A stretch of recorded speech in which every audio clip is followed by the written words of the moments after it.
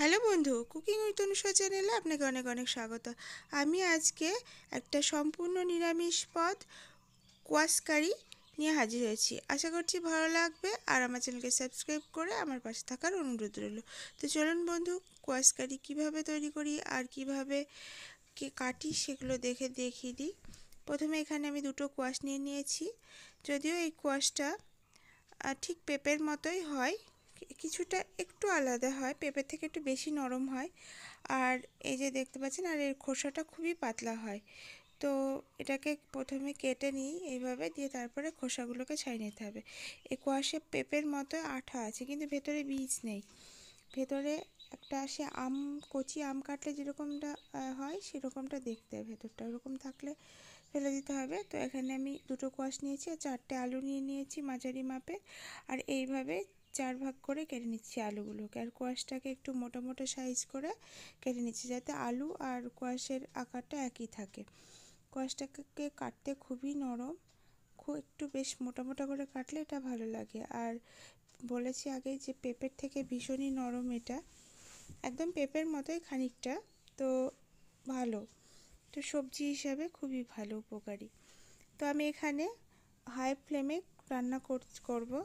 তো এখন সর্ষের তেল দিয়ে এর মধ্যে কাটা আলুগুলোকে দিয়ে দিলাম 1 চামচ লবণ দিয়ে ভাজার জন্য। ভালোভাবে ভেজে নেব নেড়ে। আমার আলু ভাজা হয়ে গেছে। এবারে সমস্ত আলুগুলোকে অন্য একটা পাত্রে তুলে নিচ্ছি। আর যে তেল রয়েছে ওই তেলের মধ্যেই বাকি যে আমি কোয়াশগুলো কেটে রেখেছিলাম, মানে ওইগুলোকেই দিয়ে দেব, দিয়ে ভালো করে ভেজে নেব। কোয়াশ দিয়ে আবারও 1 চামচ মতো লবণ দিয়ে দেব, দিয়ে ভেজে নেব। এই ভাজার সময় যদি লবণ দিয়ে ভাজা হয় তাহলে পরে সবজির ভেতরে সুন্দরভাবে লবণ চলে যায়, আর এটা ভালো লাগে খেতে। এমনিতেই কোয়াশ নরম, সেই জন্য একটু খুব তাড়াতাড়ি ভাজা হয়ে যাবে। আর হাই ফ্লেমে ভাজছি। ভাজা হয়ে গেছে আমার। বেশ ভালো করে কোয়াশগুলোকে ভেজে তুলে নিতে হবে। এভাবে ভালো করে ভেজে নিলে কোয়াশ কোয়াশ কারি ভীষণই টেস্টি হয়। দেখতে পাচ্ছেন আমি তুলে নিচ্ছি। এবার যে তেল রয়েছে ওই তেলের মধ্যে আমি রান্নাটা করব।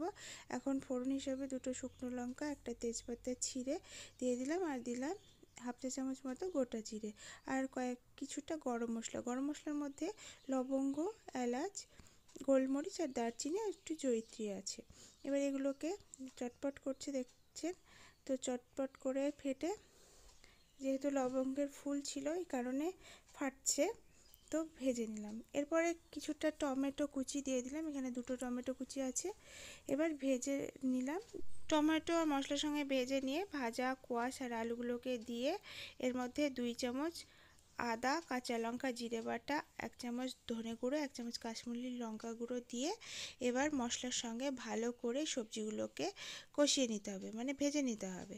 আমি এখানে হাই ফ্লেমে রান্নাটা করছি, তো ভালো করে কষিয়ে নিতে হবে যাতে মশলার গন্ধ চলে যায়। আর আর আগের থেকে আলু আর এটা ভাজা হয়ে গেছিলো, তো আরও একটু ভালো মতো ভাজা হয়ে যাবে। এবার আমার সম্পূর্ণ মশলা কষানো হয়ে গেছে। এবার এর মধ্যে 1 বাটি মতো জল দিয়ে দিলাম। তরকারিগুলো ডুবে ডুবে থাকবে, এরকম জলটা দিতে হবে, তাহলে পরে সেদ্ধ হবে। যেহেতু আমি এখানে গ্রেভি খাবো একটু বেশ পাতলা টাইপের, তো আপনি আপনাদের হিসাব মতো জল দেবেন। আর এখানে স্বাদ মতো লবণ আর চিনি ব্যবহার করবেন। আমি এখানে 1 চামচ লবণ, 1 চামচ চিনি দিলাম। আগেই যেহেতু সবজিকে লবণ দিয়ে ভেজেছি, সেই জন্য আর 1 চামচ দিলাম। আর দিলাম 1 চা চামচ মতো হিং দিলে নিরামিষ তরকারিতে বেশি টেস্ট আসে। তো ঢাকা দিয়ে 15 মিনিট মতো কুক করতে দিলাম। 15 মিনিট পর ফিরে এসে ঢাকনা খুলে একটুখানি নেড়ে দিয়ে কিছুটা ধনে পাতা আর কিছুটা কাসুরি মেথি পাতা আর সবজি মশলা 1 চামচ দিয়ে ভালো করে নাড়াচাড়া করে ফুটিয়ে নামিয়ে দিলেই রেডি আমার আলু দিয়ে কোয়াশ কারি। তো বন্ধু, এইভাবে তৈরি করে দেখবেন, বাড়িতে ভীষণই ভালো লাগে খেতে, আর এটি খুবই টেস্টি হয়। নিরামিষ পদ হিসেবে তো খুবই ভালো। তো যদি আপনারা মনে করেন যে গ্রেভিটা আরও কম করব, তাহলে কম করে করতে পারেন, তো আরও ভালো লাগবে খেতে। আমি এখানে পাতলা ঝোল রেখেছি, তো 1 চামচ ঘি দিয়ে আবারও নেড়ে চেড়ে এবার নামিয়ে দেব। তো বন্ধু, এইভাবে করে খান, দেখবেন ভালো লাগবে। ভালো লাগলে লাইক, শেয়ার, কমেন্ট, সাবস্ক্রাইব করে আমার পাশে থাকার অনুরোধ রইল।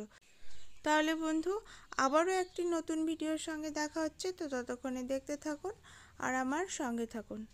সম্পূর্ণ ভিডিওটি দেখার জন্য আপনাকে অনেক অনেক ধন্যবাদ।